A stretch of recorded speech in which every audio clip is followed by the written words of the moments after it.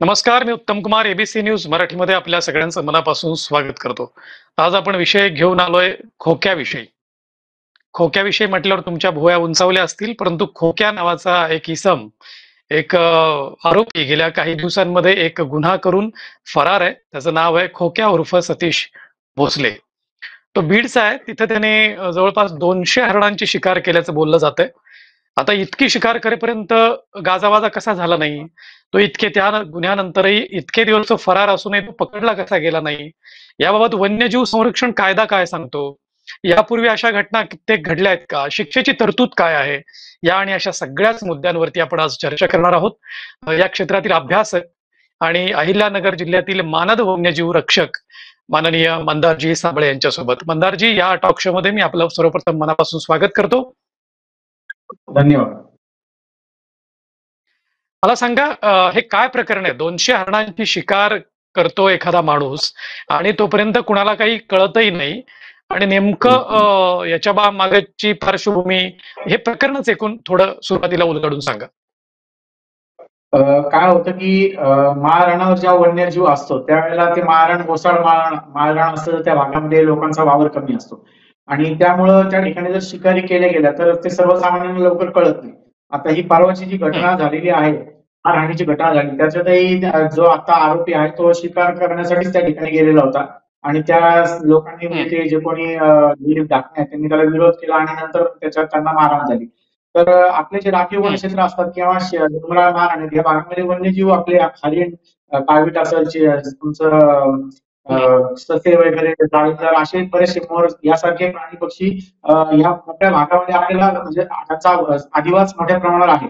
आणि ज्या वेळेला कुणी शिकार करताना पाहत असेल तर त्यावेळेला भीतीपोटी ते कुणी पुढे येऊन बोलत नसावं. अशी घटना म्हणजे जे 200 हरणांची शिकार झाली जे म्हटलं जाते, ऍक्च्युअल आता हरणांची शिकार 200 झाली आहे तर ज्या लोकांनी हा मुद्दा उपस्थित केला त्यांनीच पुढे येऊन या ठिकाणी एक तक्रार म्हणजे एक त्यांनी साक्ष द्यायला हवी आणि तक्रार करायला हवी की या ठिकाणी अशा अशा घटना घडलेल्या आहेत.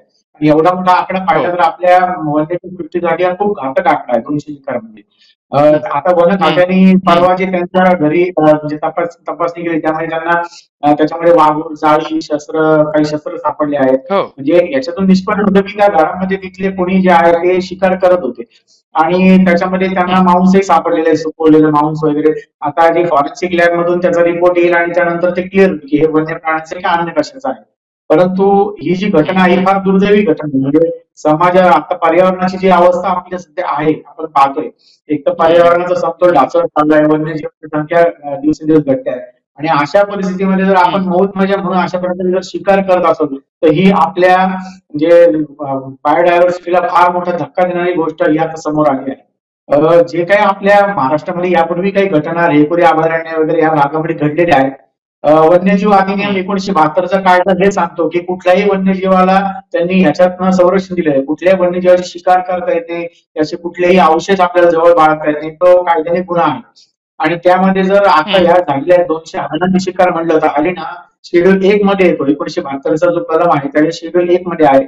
जे नामशेष होण्याच्या मार्गावर जे काही प्राणी असतात त्यांच्या अधिसूची, अशी 6 अधिसूची त्या कायद्यामध्ये आहेत आणि त्याच्यामध्ये हे काळवीट जे आहे किंवा चिंकारा जातीचे हरण महाराणावर सापडतं, हे सगळे शेड्यूल 1 मध्ये आहेत. आणि हे जर गुन्हा सिद्ध झाला तर याला आरोपीला कमीत कमी 3 ते 7 वर्षाची कारावासाची शिक्षेची तरतूद याच्यात आहे. त्यानंतर साधारण 5,000 ते 15,000 पर्यंत दंड यासाठी आकारला जाऊ शकतो. परंतु गोष्ट अशी आहे की यासाठी लोकांनी स्वतःहून पुढे येणं गरजेचं आहे की बुवा या भागामध्ये हत्या झाली आहे. कारण जोपर्यंत आपल्याला भक्कम पुरावे मिळत नाही तोपर्यंत ती जी काही केस असते ती थोडी तकलादू असते. ज्यावेळेला आपल्याला भक्कम पुरावे मिळतील त्यावेळेला त्याच्यामध्ये जे कोणी आरोपी यामध्ये असतील त्या आरोपींना शिक्षा करण्यासाठी वन विभागाकडे तेवढा म्हणजे भक्कम पुरावे आले तर ते आपल्याला सहज म्हणजे शक्य होतं त्यांना शिक्षा करणं. आणि आपण जे आता पाहतोय की वन्यजीवांची जी अवस्था सध्या आहे तर हे जे आपले कायदे या कायद्यांमध्ये पण अजून बदल करणं गरजेचं आहे. ही जी शिक्षा आहे कारावासाची यापेक्षा अजामीनपात्र शिक्षा यामध्ये तरतूद करायला हवी जेणेकरून अशा घटना भविष्यामध्ये घडणार नाहीत. यासाठी वन विभागाने पण या कायद्यामध्ये भारत सरकारनेच या कायद्यामध्ये बदल करणं आता अनिवार्य झालं, काळाची गरज बनलेली आहे. या अत्यंत महत्वाचं विधान तुम्ही करताय की या कायद्यांमध्ये देखील बदल होणं गरजेचं आहे. कारण जोपर्यंत माणूस सापडत नाही, जोपर्यंत पुरावे सापडत नाहीत, तोपर्यंत पुढे बरोबर. कायद्यालाही काही गोष्टी करता येत नाहीत. टीव्हीवरती देखील त्यांनी भाष्य केलंय, मात्र जी काही यंत्रणा आहे आपली प्रशासकीय यंत्रणा त्यांना तो सापडत नाहीये. याला काय म्हणावं? आता पोलीस त्यांच्या पद्धतीने शोध घेत आहेतच त्यामध्ये, त्यांना लवकरच यश येईल. आज काही बातमी पण माझ्या वाचण्यात आली की उद्या ते जे कोणी आरोपी आहेत ते पोलिसांपुढे हजर होणार आहेत, अशी बातमी ऐकण्यात आली आहे. आता ज्या वेळेला तो आरोपी सापडेल त्यावरती त्याच्यावर गुन्हा विभाग पुन्हा त्यांचे गुन्हे वेगळे दाखल करेल. आणि अशी गोष्ट आहे की ह्यामध्ये कुठलाही राजकीय हस्तक्षेप ह्यामध्ये येता कामा नये, कारण जर काही दबाव आला कुठल्या बाजूने तर मग ती केस त्याची ताकद जी असते ती कमी होते. आणि आज आपल्याला जर खरंच पर्यावरणाविषयी जर कळतं असेल, पर्यावरण वाचवायचं असेल, तर भारतातील प्रत्येक नागरिकाने त्याचं संरक्षण करणं गरजेचं आहे. आणि ज्या ठिकाणी गुन्हे घडत असतील त्या ठिकाणी आपण स्वतःहून पुढे येऊन आपण पोलिसांना वगैरे ही माहिती दिली पाहिजे की या ठिकाणी अशा घटना घडत आहेत, यावर तुम्ही तातडीची म्हणजे कारवाई करा. हे फार गरजेचं आहे यासाठी. ही काही वर्षांपूर्वी अहिल्यानगर जिल्ह्यात काही अशीच घटना घडली होती ज्याच्यामध्ये नंतर आरोपी निर्दोष सुटले. ते भरपूर हत्या प्रकरण महाराष्ट्रभर गाजलं, परंतु पुराव्याअभावी म्हणजे जे सबळ पुरावे असतात त्याअभावी आरोपी निर्दोष सुटले याच्यामध्ये. त्यामुळे आता वन विभाग जी काही कार्यवाही करत, त्यांनी जे काही मुद्देमाल हस्तगत केला आहे तर तो त्याच्या अनुषंगाने फॉरेन्सिक लॅबचा जो रिपोर्ट आहे त्या अनुषंगाने मला तरी वाटते की हा गुन्हा म्हणजे प्रबळ गुन्हा दाखल होईल. कारण हरणाची शिकार करणं, शेड्यूल 1 मध्ये हरणाची शिकार करणं म्हणजे हा खूप मोठा गंभीर गुन्हा मानला जातो. गंभीर गुन्हा मानतो. हरणांची शिकार करणं हा फार गंभीर गुन्हा मानला जातो आणि त्यामुळे यावर निश्चितच लवकरात लवकर गुन्हा दाखल होईल आणि त्याला कडकच्या कडक शिक्षा होईल, त्यातून तो सुटणार नाही असं ठाम विधान मंदारजी करतात. पण मंदारजी मला सांगा, यापूर्वी असे महाराष्ट्रामध्ये गुन्हे घडले नाहीत का? तर घडलेत. खूप गुन्हे घडले, काही पुराव्याअभावी मंडळी सुटली. असे कुठले कुठले ठळक गुन्हे घडले आणि जे तडीस जाऊ शकले की ज्यांना शिक्षा होऊ शकली?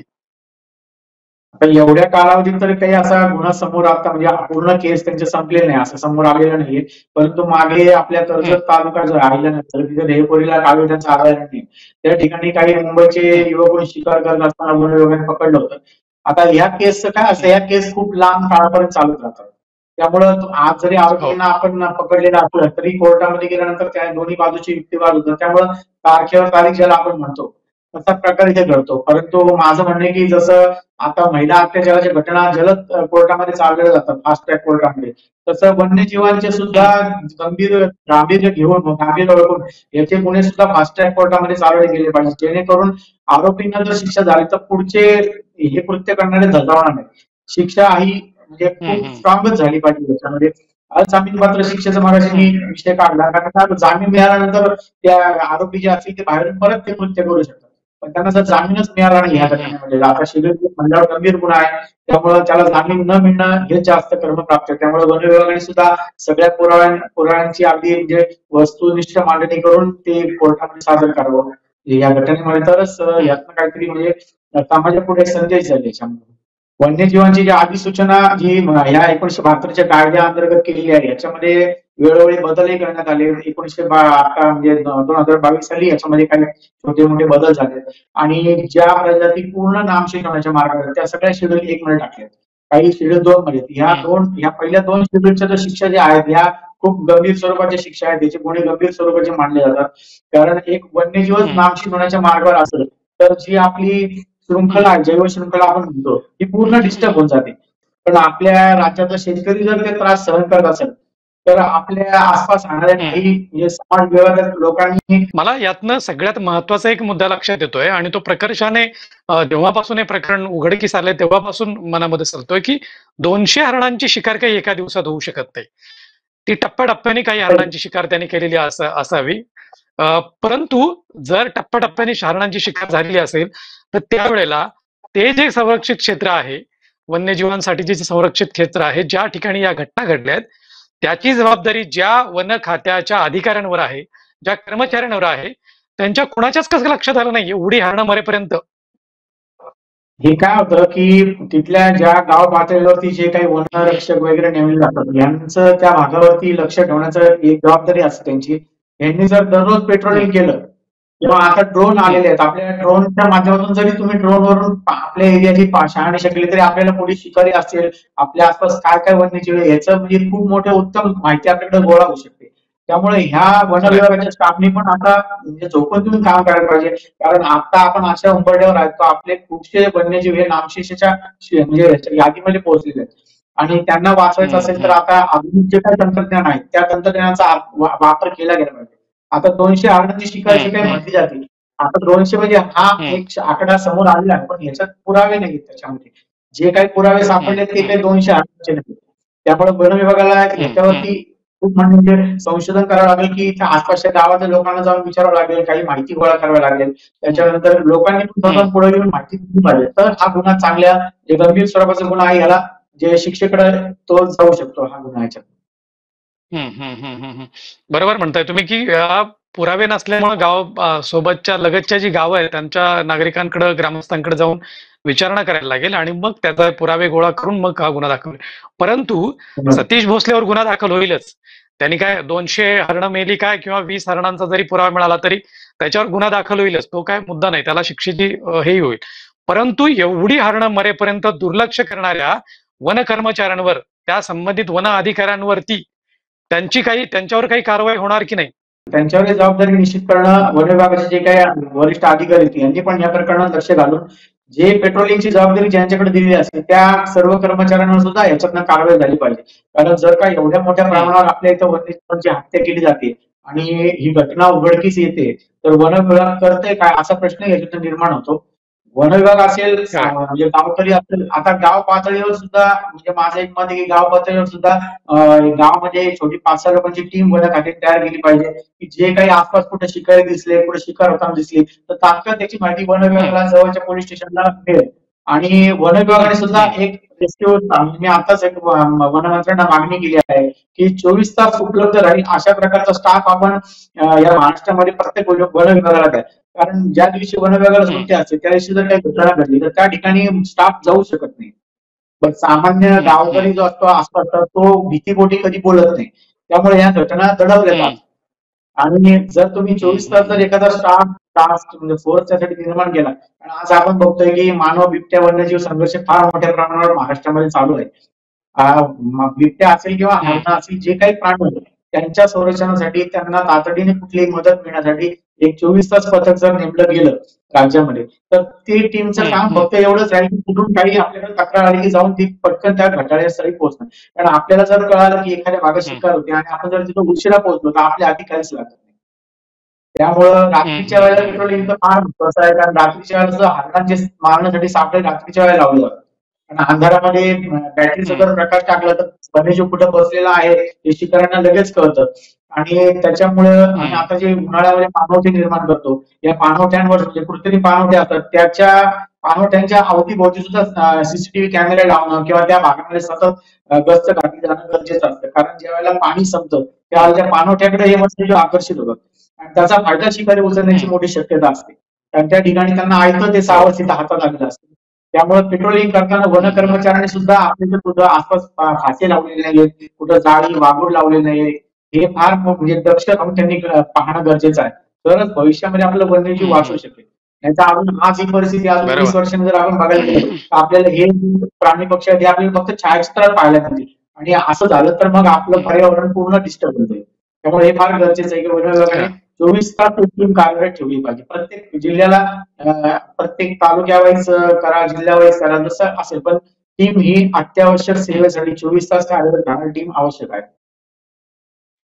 खरं आहे. अगदी महत्त्वाचं विधान करताय तुम्ही, की वन विभागाचाही कुचराई देखील यात कारणीभूत ठरली असावी. कारण त्यांचं पेट्रोलिंग, त्यांचं सातत्यानं लक्ष, त्यांचं नियंत्रण प्रत्येक आपल्याला जो भाग नेमून दिलाय किंवा जो वन विभाग आहे त्याच्यावरती असणं नितांत गरजेचं आहे. कुठे फासे लावलेत का? कुठे जाळे आहेत का? कुठे तारात संरक्षित जाळ्या तुटल्या आहेत का? आतमध्ये काही अतिक्रमण तर झालेलं नाही ना? या सगळ्या गोष्टी पाहण्याची जबाबदारी त्या वन कर्मचाऱ्यांवर असते आणि त्यांच्यावरती जे सुपरविजन करतात त्या वन अधिकाऱ्यांवरती असते. तर या प्रकरणामध्ये निश्चितच त्यांच्याकडूनही कुचराई झाल्याचं प्रथमदर्शनी निदर्शनास येतंय. तर त्यांच्यावरही निश्चितच कारवाई व्हायला पाहिजे, अशा पद्धतीची भावना मंदारजी या ठिकाणी व्यक्त करतायत. मंदारजी, मला याला जोडून तुम्हाला पुढे प्रश्न विचारावा वाटतो, की या बीडच्या ठिकाणी या सगळ्या गोष्टी झालेल्या आहेत, बीड जिल्ह्याच्या परिसरामध्ये. तिथे सध्या हरणांना उपलब्ध असलेलं खाद्य, त्यांना उपलब्ध असलेलं पाणी, याची कशी उपलब्धता आहे? काय अवस्था आहे तिथे? काय होतं महाराष्ट्रामध्ये आपल्याकडे म्हणजे राखीव वनक्षेत्रांची संख्या भरपूर आहे. राखीव वनक्षेत्रामध्ये हो. प्रवेश करायचा असला तरी वनखात्याची परवानगी घ्यावी लागते. परंतु हे राखीव वनक्षेत्र हं, शेतालगत असतं आणि राखीव वनक्षेत्रातले प्राणी जे आहेत ते बाहेर शेताच्या आसपास येतात. म्हणजे त्यांना हो. जे काही खाद्य उपलब्ध होतं त्यामध्ये येतात आणि अशाच वेळेला या प्राण्यांची शिकार केली जाते. तर आपल्याकडे राखीव वनक्षेत्रामध्ये चराई बंदी पूर्ण जर केली, गुरं आतमध्ये जर गेले नाहीत आपले पाळीव जनावरे, तर हं, हं, जनावरांसाठी जो काही हं, चारा नैसर्गिकरित्या उगवलेला असतो तो जनावरांना खाण्यासाठी राहील. आज जर तिथंच माणसाने हो. हस्तक्षेप केला तर हे प्राणी तिथून बाहेर निघतात आणि परिणामी काय होतं की खरंय. आपले जंगलाची संख्या हळूहळू घटत चालली. माणसाचं प्रत्येक ठिकाणी म्हणजे आदिवासामध्ये त्याचा इंटरफेअर येतोय आणि त्यामुळे वन्यजीवांना हं, शेवटी पाण्याची भटकंती असेल पाण्यासाठी असेल किंवा चारासाठी ही त्यांना करावीच लागते. आणि आपल्याकडे हं, हं, महाराणावरती आपल्याला काळा जातीचं हरिण, काळवीट हे जे हरिण आहे, त्याच्यानंतर रानसचे आहे, सालिंगर आहे, उद मांजर आहे. हे आपल्याला हं, विशेष म्हणजे लांडगा आपल्याकडे खूप ठिकाणी आढळतो. जोही नामशेष होण्याच्या यादीमध्ये हं, तो समावेश आहे. तर हे प्राणी महाराणावरचे आहेत हं, आणि महाराणावरती आपल्या प्रत्येकाने आपण जबाबदारी आपल्या प्रत्येकाची. आपल्याला जर निदर्शनास आलं की इथं काहीतरी होतंय, तर आपण तात्काळ वन विभागाला जवळच्या माहिती दिली पाहिजे. कारण माणूस एकटा दुकटा असतो, हं, तो काही शिकाराचा प्रतिकार करू शकत नाही एकटा असल्यावर. पण त्यांनी तातडीने हं, आता हं, मोबाईल हं, नेटवर्क एवढं स्ट्रॉंग झालंय आपलं, की जसं घटना हं, घडल्यावर पोलिसांची गाडी 5 मिनिटात त्या ठिकाणी पोहोचू शकते किंवा अग्निशामकची गाडी पोहोचू शकते. हं. त्याच धर्तीवरती जर आपल्या वन कर्मचाऱ्यांचा स्टाफ असेल किंवा काही एनजीओ काम करतात, त्या हो. एनजीओनी जरी याच्यात पुढाकार घेतला तरी खूप फायदा होऊ शकतो, की ज्या ठिकाणी हं, घटना घडते त्या ठिकाणी तातडीने गेलं पाहिजे. कारण मला असा अनुभव आहे की जर हं, आपण उशिरा तिथं गेलो तर आपल्या आधी काहीच लागत नाही. अशा हं, घटना अहिल्यानगर जिल्ह्यात खूपदा घडलेल्या आहेत. त्यामुळे याच्यामध्ये दक्ष हं, राहणं, हं, हं. सजग राहणं आणि मग वन्यजीवांचं संवर्धन म्हणजे चांगल्या पद्धतीने होऊ शकेल याच्यामध्ये. खूप चांगली माहिती देता तुम्ही. मला एक सांगा, तुमचा इतक्या वर्षांचा अनुभव आहे. तुम्ही मानद वन्यजीव रक्षक म्हणून काम पाहतात. कुठले वन्यजीव सध्या धोक्यात आहेत? आपण पाहिलं तर वन्यजीवांची जी अधिसूची त्याच्यामध्ये हे काळवीट, चिंकारा, बिबट्या, वाघ हे सगळे ह्या 1 नंबरच्या सूचीमध्ये येतात. काही साप आहेत त्याच्यामध्ये, काही सापांचा समावेश आहे. कारण काय होतंय, हत्याचं प्रमाण जे आहे, हत्या असेल, नैसर्गिक मृत्यू असेल, ते प्रमाण पाहिलं तर वन्यजीवांचं संवर्धन खूप म्हणजे वेगाने होणं गरजेचं आहे. आज आपण पाहतो की हं, हं. रस्त्यावर म्हणजे वाहनांच्या धडकेत सुद्धा खूप वन्यजीव जखमी होतात आणि परिणामी जर त्यांना हो. उपचार मिळाले तर त्यांचा मृत्यू होतो. आणि ही जी घटना आता हं, गेल्या हं. काही महिन्यामध्ये आपल्याकडे वाघाच्या पण मृत्यूचं प्रमाण खूप वाढलं. आज आपला म्हणजे जगामध्ये विचार केला तर जवळपास 3ऱ्या नंबरला आपल्याकडे वाघांची संख्या चांगल्या मोठ्या प्रमाणात. तसा 1 नंबर येतोय. पण हं, म्हणजे आपल्याकडे हं. जी प्राण्यांची गणना होती, तशी महाराणाच्या प्राण्यांची हं. गणना आपल्याकडे होत नाही. जे जे हरणांची शिकार झाली आपण अच्छा. म्हणतो, की आपल्या टेरिटरीमध्ये, हं, आपल्या एरियामध्ये आदिवासींमध्ये किती वन्यजीव आहेत, वन्य प्राणी आहेत, याचं वन विभागाकडे डाटा असणं फार गरजेचं आहे. त्याच वेळेला तुम्हाला कळू शकेल, की हं, आज जर हं. 50 हरणांचा वावर होता, 4च हरणं राहिले, तर बाकीचे हरणं गेले कुठं? आज हो, लांडगे हो. सुद्धा मोठ्या प्रमाणात महाराणावर फिरताना दिसतात. लांडगे सुद्धा नामशेष होण्याच्या मार्गावर होते. पण आता काही जे हं, पर्यावरण प्रेमींच्या प्रयत्नांमुळे पण त्यांची संख्या स्थिरावली आहे. काही प्रमाणामध्ये त्याच्यामुळे त्यांना यश आलेलं आहे. पण हे जर वन्यजीव आपल्याला हं, हं, हं. वाचवायचे असतील, तर आपल्याला प्रत्येकाला त्यात झोकून काम करणं फार गरजेचं आहे आजच्या काळानुसार. बरोबर, बरोबर. फार महत्त्वाचं म्हणताय, की जर सगळे वन्यजीव वाचवायचे असतील आपल्याला, पर्यावरण साठी काम करणाऱ्या संघटना असोत किंवा वन विभाग असो, या सगळ्याच एकांनी एकत्रितपणे येऊन आपण काम करायला हवं. मला मंदारजी एक कुतूहल म्हणून प्रश्न विचारावा वाटतो, की राजस्थान मधलं जे चिंकारा शिकार प्रकरण घडलं होतं सलमान खानच्या बाबतचं, ते आणि सतीश भोसले बाबतचं जे घडलेलं आहे, याच्यातल्या कायद्यामध्ये या 2 प्रकरणांमध्ये काही फरक आहे का? याच्या संबंधात लागू होणारा कायदा काही वेगळा आहे का? याच्यामध्ये कसं आहे, की राजस्थानमधली घटना घडली ती पण हरणाच्या शिकारीचीच आहे आणि आपल्या इथं घडलेली घटना तीच आहे. हं, ती त्याच कायद्याच्या कलमांच्या हं, अंतर्गत बसते आणि त्याला समान म्हणजे त्याच पद्धतीच्या शिक्षा त्याच्यामध्ये आहेत. मग ती घटना हं, भारतामध्ये कुठेही घडू दे. फक्त राजस्थान असो, हं, नगर असो किंवा बीड असो किंवा अजून पुण्यात असो, कुठेही असो. घटना ज्या ठिकाणी हं, घडली आहे, तो प्राणी कोणता आहे त्याच्यानुसार वन्यजीव अधिनियम 1972 मध्ये शिक्षेची तरतूद दिलेली आहे आणि ती अख्ख्या हं, हं, भारतामध्ये ती सारखीच आहे. ती गांभीर्य पण हं, तेवढंच आहे त्याचं. असं ते हं, तिकडं हं, हं, मारलं हं, गेलं काय आणि इकडं मारलं गेलं त्याचं गांभीर्य तेच राहणार हं, त्याच्यामध्ये आणि शिक्षेची हं, तरतूद हं, आहे हं, तीच हं, आहे त्याच्यामध्ये. आता हं, मी हं, तुम्हाला हं, जसं म्हणलं ना की पुराव्याअभावी आपल्या आरोपींची सुटका होती या ठिकाणी. तर त्यासाठी फक्त हं, पुरावे गोळा करणं हे फार महत्वाचं आहे सध्या सध्याच्या. हं, हं, हं, हं, हं, हं, हं. भक्कम पुरावे असणं फार महत्वाचं आहे, अत्यंत महत्वाचं विधान करतायत. आणि भक्कम पुराव्याअभावी आतापर्यंत जे आरोपी सुटलेत ते भक्कम पुराव्याअभावी सुटलेत. कारण सर्वसामान्य माणसं पुढं येत नाहीत, धावत नाहीत, आणि त्यामुळे आरोपींचं फावतं आणि अशा घटना वाढीस लागतात. आता सतीश भोसले प्रकरणावरती आपण पुन्हा येऊया. सतीश भोसले सध्या मोकाट फिरतोय हे सगळे गुन्हे करून, असं म्हटलं जातंय. आणि तो सध्या वृत्तवाहिन्यांना मुलाखती देत फिरतोय, सगळ्या गोष्टी करत फिरतोय, त्याची काही बाजू मांडतोय प्रकर्षानं. हे कितपत कायद्याला धरू नये, यामध्ये कायद्याची किंवा त्याला होणारी शिक्षा आणि या सगळ्या गोष्टीचं तुम्हाला काय वाटतं, या सगळ्या प्रकरणाकडे पाहताना? मारहाण केलेल्या घटनेमध्ये त्याच्यावर गुन्हा दाखल झालेला आहे आणि त्यानंतर ही वन्यजीवांची बाब पुढे आली. त्यानंतर वन विभागाने जाऊन त्यांच्या घरी सगळं काही सर्च मोहीम राबवली, त्यात काही सापडले. पण आता इथं खरा विषय आहे की आरोपी तोच आहे, ह्या घटना त्यांनीच केल्या आहेत, याच्यासाठी पुरावे, मी जो वारंवार शब्द वापरतोय, सगळे पुरावे याच्यामध्ये लोकांनी पुढे येऊन सांगितलं पाहिजे की ही घटना घडली होती, याला आम्ही साक्षी म्हणजे आय विटनेस आहोत. याच्यात ते लोक कोर्टामध्ये साक्षी द्यायला गेले पाहिजे, तर त्या व्यक्तीला, ह्या जो कोणी आरोपी या घटनामध्ये असतो वन्यजीवांची शिकारीमुळे, त्या व्यक्तीला कठोर शिक्षा होऊ शकते. नाहीतर मग जर कोणी पुढे जर आलं नाही तर मारहाणावर आपल्याला पुरावा नसतो काही. आता त्याच्या घरामध्ये जे काही गोष्टी सापडल्या त्या फॉरेन्सिक स्पष्ट होतील, परंतु तुम्ही जोपर्यंत मारहाणावर तुम्हाला दिसत नाही शिकार करताना, उघड्या डोळ्याने पाहत नाही आपण, तोपर्यंत आपल्याकडे भक्कम पुरावा हा सगळ्यात शिक्षेला सगळ्यात बेस आहे. त्याच्यामुळे वन विभागाने तपास करणं गरजेचं आहे या गोष्टी. अगदी महत्वाचं सांगताय तुम्ही की आतापर्यंत आपण त्याला आरोपी असंच म्हणत आलेलो आहे, कारण त्याच्यावर अजून गुन्हा दाखल झालेला आहे. तरी देखील त्यानेच केलंय का, त्याच्या घरी अनेक साहित्य सापडलं शिकारीचं वगैरे वगैरे, परंतु अजून त्याच्याबाबतचे पुरावे, आणखी सबळ पुरावे जोपर्यंत गोळा होत नाहीत तोपर्यंत त्याच्या पुढची प्रोसेस किंवा प्रक्रिया राबवता येणार नाही. वन विभाग त्या दृष्टीने प्रयत्न करतंय, पोलीस यंत्रणा काम करते, प्रशासकीय यंत्रणा काम करते, वन्यजीव कायदाही या संदर्भात वेगवेगळा. आणि जर ते गुन्हे सिद्ध झाले, ते सबळ पुराव्यानिशी जर सिद्ध झालं तर कडकातली कडक अतिशय कारवाई होऊ शकते, शिक्षा होऊ शकते. अशी अतिशय अभ्यासपूर्ण मांडणी, अतिशय व्यवस्थित विवेचन, या प्रकरणातलं संपूर्ण गांभीर्य अतिशय व्यवस्थितरित्या आणि सोप्या सहज भाषेमध्ये मंदारजी साबळे यांनी आपल्याला उलगडून दाखवलं. त्या एबीसी न्यूज मराठीच्या दर्शकांशी आपण संवाद साधला, त्याबद्दल मी आपल्याला मनापासून धन्यवाद देतो. आपण थांबूया इथेच, भेटूया पुढच्या भागात. Thank you so much. ताज्या बातम्यांसाठी पाहत रहा एबीसी मराठी न्यूज.